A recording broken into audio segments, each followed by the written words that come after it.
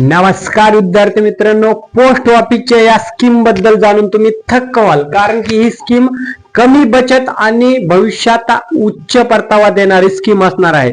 आता post office मध्ये तुम्ही ज्यावेळेस जॉईन होताल त्यावेळेस तुम्हाला दोन कमीत कमी स्कीम त्या ठिकाणी काढल्याच पाहिजेत, कारण ही सरकारी स्कीम असल्यामुळे पूर्णपणे सुरक्षितता आहे, तुमचे पैसे सेफ असणार आहेत आणि त्याला वाढीव पैसे मिळणार आहेत। जेवढे तुम्ही इन्व्हेस्ट कराल त्यापेक्षा वाढीव त्या ठिकाणी तुम्हाला भविष्यात परतावा मिळणार आहे। मग या भरतीमध्ये तुम्ही जॉईन झाल्याच्या नंतर कुठल्या स्कीम काढणं तुम्हाला गरजेचं आहे हे एक तुम्हाला सजेस्ट करू इच्छितो। त्यामुळे कुठल्या स्कीम आहेत व्हिडिओ शेवटपर्यंत पहा। पोस्ट ऑफिसची आरडी नावाची एक स्कीम आहे, सर्वात भारी स्कीम आहे। त्याच्यामध्ये तुम्ही प्रत्येक महिन्याला थोडे थोडे पैसे इन्व्हेस्ट करू शकता आणि भविष्यामध्ये त्याचा हाय रिटर्न म्हणजे उच्च रिटर्न त्या ठिकाणी तुम्हाला मिळू शकतो, परतावा। ठीक आहे, म्हणजे तुमची प्रत्येक महिन्याची थोडीशी बचत म्हणजे तुमचं भविष्य त्या ठिकाणी सेफ होणार आहे मित्रांनो। म्हणून एक्झाम्पल घ्यायचं झालं तर किती पैसे तुम्ही या ठिकाणी गुंतवले पाहिजे।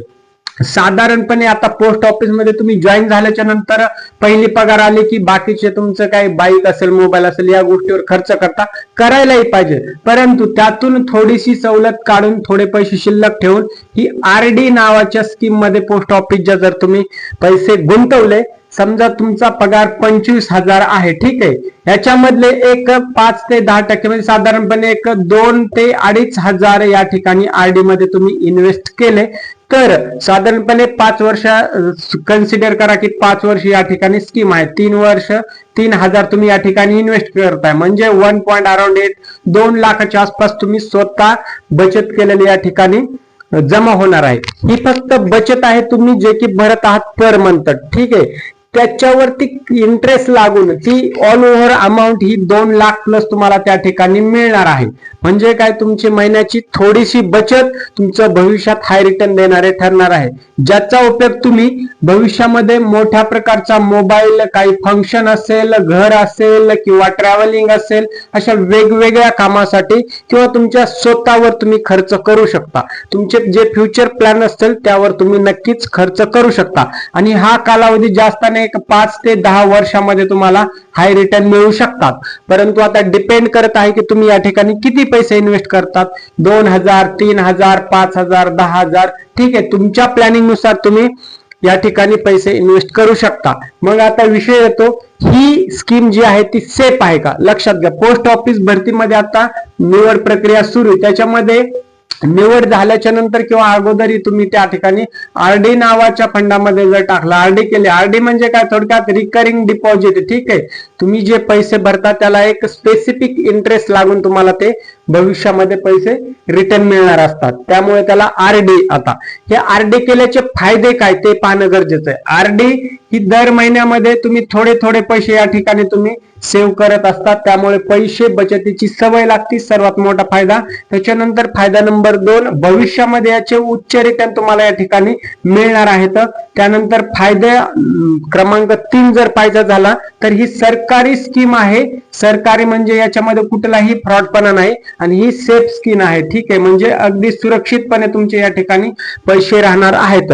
तर हे साधारणपणे आरडी चे फायदे झाले, तर म्हणून हे भरपूर सारे फायदे आहेत, त्यामुळे तुम्ही नक्कीच ही आरडी नावाची स्कीम काढायला पाहिजे असं मी सजेस्ट करेन। फायनल डिसिजन हे तुमच्यावरती राहील, स्कीम मध्ये तुम्ही पैसे इन्व्हेस्ट करायचे की इन्व्हेस्ट नाही करायचे, संपूर्ण डिसिजन तुमचं राहील।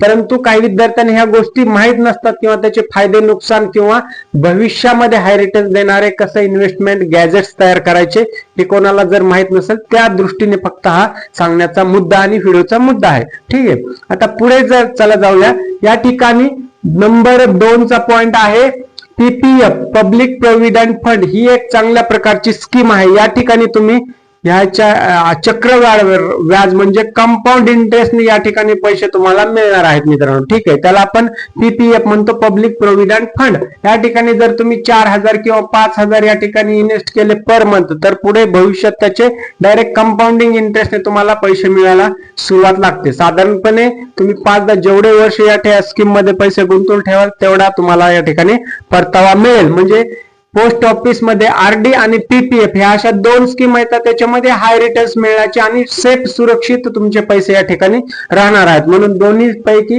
किंवा दोन्ही स्कीम मध्ये तुम्ही इन्व्हेस्ट केले थोडे थोडे 1000 किंवा 2000च्या आसपास, तरी तुमचं भविष्य या ठिकाणी फुल नाही फुलाची पाकळी सुरक्षित राहणार आहे. आर्थिक तुम्हाला स्वातंत्र्य पुढे भविष्यात मिळू शकते. ठीक आहे.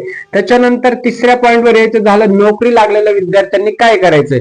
आता जीडीएसचा मेरिट लिस्ट 4 पर्यंत अपडेट होईलच या वीक मध्ये. त्याच्यामुळे ज्यांचं सिलेक्शन होईल किंवा ज्यांचं झालेलं असेल त्यांना अजूनपर्यंत ह्या गोष्टी माहित नसतील तर त्यांनी या स्कीम बद्दल थोडंसं गुगल करायचं आहे, किंवा तुमचे जे काही सहकारी किंवा तुमच्या ओळखीचे कोणी असतील त्यांच्याशी एकदा डिस्कस करून गव्हर्नमेंट जे पोस्ट ऑफिस जर तुम्ही तिथेच कामाला असतात तर तुम्हाला ऑटोमॅटिकली ह्या गोष्टी माहित राहतील, कारण की याच्यावरतीच तुमचं या ठिकाणी पोस्ट ऑफिसचं काम चालणार आहे. त्याच्यामुळे सर्वांनी ही स्कीम मध्ये पैसे इन्व्हेस्ट करायला पाहिजेत असं मला वाटतं. ठीक आहे. नोकरी लागलेल्या विद्यार्थ्यांनी काय करायचंय, थोडे थोडे पैसे बचायची ती सवय लावायची, स्कीम बद्दल अधिक माहिती जाणून घ्यायची आणि पुढे हाय रिटर्न देणारी स्कीम त्या ठिकाणी चॉईस करून तुम्ही इन्व्हेस्ट करायला पाहिजे. ठीक आहे. त्याच्यामुळे तुम्ही मोबाईल न घेता, गाडी न घेता लगेच पहिल्या महिन्यापासून या ठिकाणी 1000 ते 2000 पर्यंत या ठिकाणी पैसे इन्व्हेस्ट करू शकता. हे त्याच्यामुळे विद्यार्थ्यांनी काय करायचंय, जास्त घाई गडबड करायची नाही, अतिशय गरज नसलेल्या गोष्टींची या ठिकाणी खरेदी करायला थोडक्यामध्ये टाळलं तर बेस्ट आहे तुमच्या भविष्यासाठी. ठीक आहे. जे नुकतेच नोकरीला लागलेले आहेत, भले ते पोस्ट ऑफिस असो किंवा प्रायव्हेट सेक्टर असो किंवा इतर गव्हर्नमेंट जॉब असो, त्याच्यामुळे या ठिकाणी तुम्हाला थोडासा कंट्रोल ठेवून भविष्यावरती काम करायला पाहिजे. तर सर्वात महत्वाचं, बचत का महत्वाची. तुम्ही म्हणाल ह्या सर्व गोष्टी सांगितल्या, पण बचत करून काय करायचं, कारण की या ठिकाणी कधीही काही घडू शकते. माणसाचा घडीचा भरोसा नाही असं ग्रामीण भागामधल्या आपल्या गावाकडे म्हटलं जातं. घडी गेली पिढी गेली, म्हणजे घडीचा भरोसा का नाही म्हटलं जात, की कारण की विद्यार्थी मित्रांनो, आयुष्यामध्ये कोणाचा शेवटचा क्षण असेल, कुठला क्षण असेल हे कोणाला सांगता येत नाही. म्हणून त्या ठिकाणी घडी गेली पिढी गेली असं म्हटलं जातं. परंतु बचत सुद्धा गरजेचं आहे. जरी आपण या जगामध्ये असो किंवा नसो, आपल्यावर डिपेंड असणारी आपली फॅमिली सर्व असते. त्याच्यामुळे आपण गेल्याच्या नंतर त्यांच्याकडे आर्थिक हतबल होऊ नयेत कोणापुढे ते, किंवा त्या ठिकाणी त्यांचं भविष्य त्या ठिकाणी थोडंसं सुखकर जाईल एक आर्थिक नियोजनातून. ठीक आहे. म्हणजे आपल्यासाठी तसेच आपल्या कुटुंबासाठी ह्या ज्या स्कीम असतात किंवा आर्थिक नियोजन असतं ते खूप फायदेशीर ठरत असतं. म्हणजे जेणेकरून आपल्यावर डिपेंड असणारे आपले कोणी वडीलधारी असेल किंवा कुटुंबातील व्यक्ती असेल त्यांना थोडस या ठिकाणी हातभार लागला जातो आणि त्यांचं जीवन जगण्यास थोडीफार मदत नक्कीच होते. भले तुमची पोकळी निर्माण झालेली ती भरून निघू शकत नाही, परंतु पैसा असल्याच्या नंतर जीवन थोडेसे सुखकर सोयीस्करित्या जगता नक्कीच येते.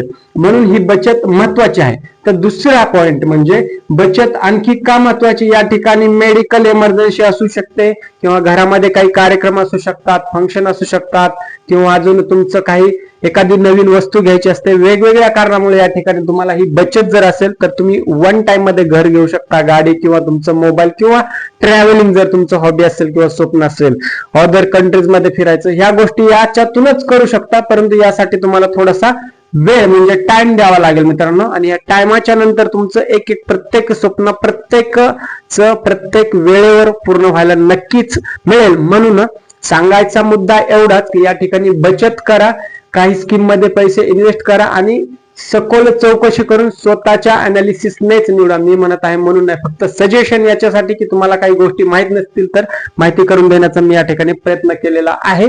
ठीक आहे. अशाच स्कीम साठी आणि सरकारी गव्हर्नमेंट अपडेट साठी मला वाटतं तुम्ही सर्वांनी चॅनल नक्कीच सबस्क्राईब करायला पाहिजे. आणि तुमचे काही प्रश्न असतील तर तुम्ही कमेंट बॉक्स मध्ये मांडले पाहिजे. इथेच थांबतो, भेटूया नवीन अपडेट सोबत. तोपर्यंत जय हिंद आणि राम राम मित्रांनो.